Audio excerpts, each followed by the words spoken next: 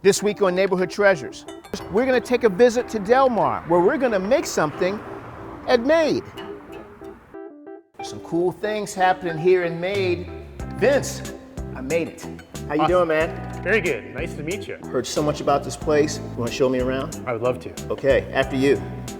We've got all different kinds of workspaces here. Right on the right here, we've got silk screening, heat press. What is MADE and how did you get here? MADE is a makerspace, and basically what that means is that we have a lot of different workstations that people share. Here we have 3D printing, and we have all kinds of creative resources that we give access and education to. It's everything from woodworking, textiles, laser cutting, water jet cutting, machine shop, metal shop, you name it. We've got all kinds of resources for making real physical things. MADE itself doesn't make a product. Our product is our members and their successes.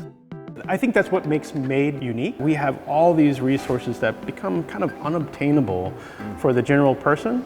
And you can walk in and either have just a seeking interest into what that machine or that craft is all about, or you could want to dig in deeper and start making things on your own. It's just exciting to see that spark of creativity in someone and the energy that they have when they're successful in making something. We just feed off that energy, and it's really great to have a kind of big, diverse community of makers. Well, after this incredible tour that you've given us here today, Vince, now I'm ready to get the business and try to work on something. What do we got? One of the projects we're gonna work on today is this step stool. Okay. It's a good introductory project for, we teach it in our Basics 101 CNC router class. And we take a sheet of plywood, and we use a big machine, CNC router, and it transforms into a nice step stool project just like this. Take me to your big machine. All right, here we go. Cool.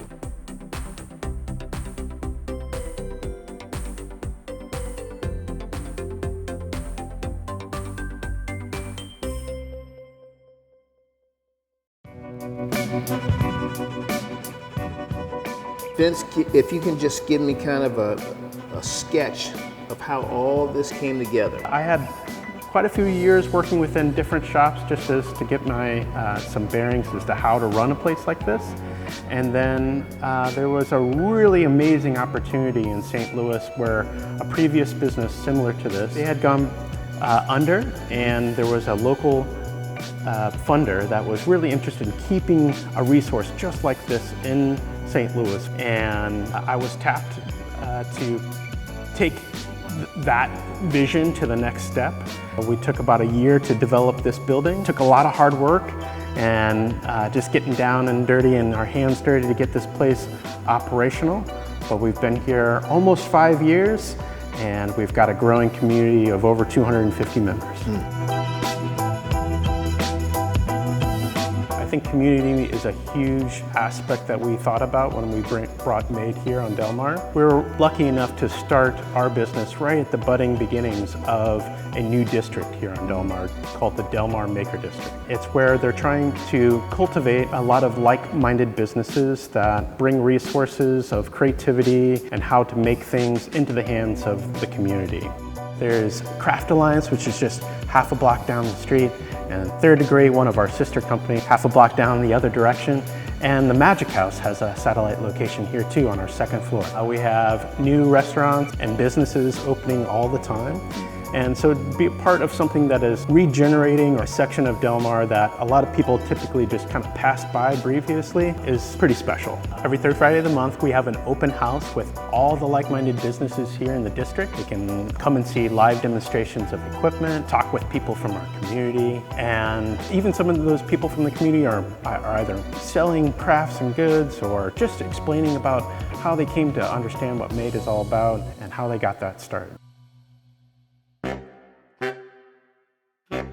Where's the passion come from? I think it started back when I was pretty young and was curious about how things are made, whether it be going to craft fairs or even my grandpa's a farmer, my other grandpa was a mechanic. So I was just really curious as to where things came from and how things went together. Fast forward a few years, when I was getting out of college, I had an industrial design degree, and that's kind of revolved around product design. And I was going around local craft shows and craft fairs, and I saw one particular maker who really gravitated towards me, and he was a woodworker.